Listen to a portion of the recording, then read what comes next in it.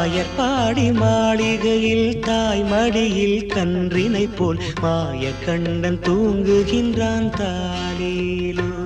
அவன் வாய் நிறைய மண்ணை உண்டு மண்டலத்தை காட்டிய பின் ஓய்வெடுத்து தூங்குகின்றான் ஆராரோ.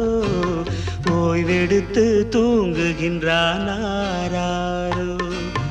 ஆயர்பாடி மாளிகையில் தாய் மடியில் கன்றினை போல் மாய கண்ணன் தூங்குகின்றான் தாலேலோ.